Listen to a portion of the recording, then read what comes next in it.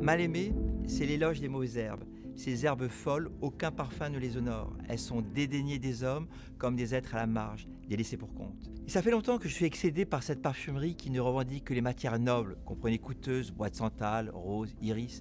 Et puis l'appellation mauvaise herbe, j'ai toujours trouvé ça injuste. Elles sont souvent bienveillantes, avec des vertus pour la santé, comme par exemple l'ortie.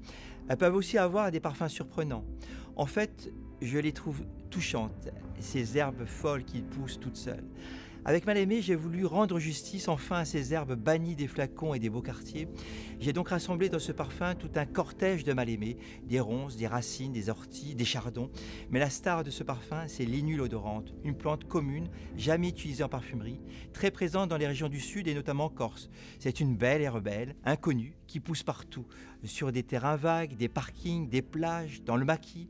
L'huile essentielle d'inule dans Mal-Aimé provient de plantes sauvages cueillies dans le maquis et certifiées bio. C'est une essence très riche, d'abord verte et fraîche, à la fois herbacée, rosée, solaire et même salée et musquée.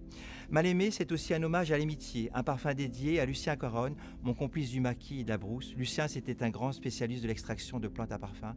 On avait tous les deux une affection pour l'inule. Pendant des années, on se disait qu'il fallait absolument faire connaître le parfum de cette mauvaise herbe à la personnalité étrange.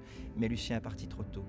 Mal-Aimé est un parfum gorgé d'essence d'inule qui provient justement des productions corses des fils de Lucien, Stéphane et Alexandre. Je sais que Mal-Aimé paraît déroutant parce que inclassable, mais peu importe. Pour moi, Mal-Aimé est noble naturellement.